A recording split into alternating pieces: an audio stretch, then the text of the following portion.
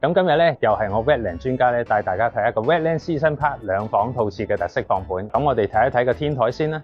嗱，天台望住嘅景觀咧就係濕地公園景啦，後邊就係米埔嘅自然保育區啦。咁後少少就係深圳灣嘅景觀嚟嘅，咁啊相當之靚嘅。咁我哋再睇一睇呢度，你見啦有水有電，咁樣就洗衣機擺埋上嚟，咁啊洗完直接喺呢度晾埋衫就得噶啦。咁啊睇睇個天台嘅另外一邊啦。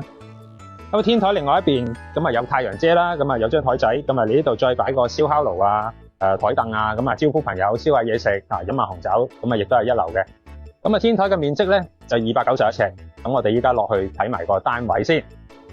嗱，落到嚟個單位咧，你見到咧露台嘅景咧都係好靚嘅，出邊都係望到濕地嘅景觀啦。今日就朦朦地，咁後邊係望到深圳市景嘅。如果天氣好啲嘅話，咁我哋由門口開始睇下先。咁門口旁邊又係鞋櫃啦。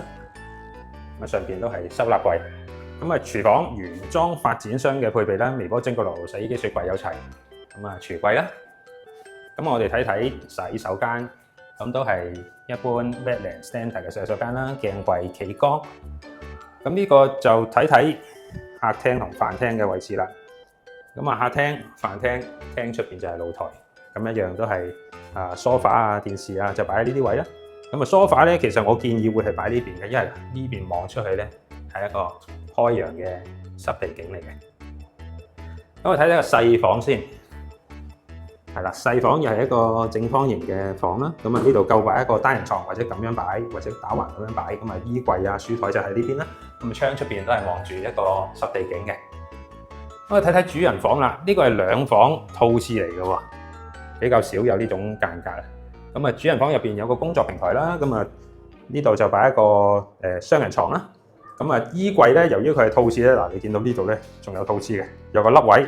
咁啊入去望下套廁咧，逢親套廁咧 Wetland 就會係浴缸噶啦。頭先嗰個客廁就企缸啦，咁鏡櫃嗰啲係一樣啦。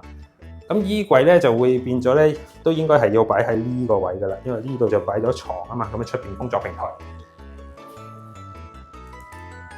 係啦，咁啊兩房套廁，咁啊比較特別嘅間隔，咁啊有興趣歡迎聯絡我，帶你過嚟睇下。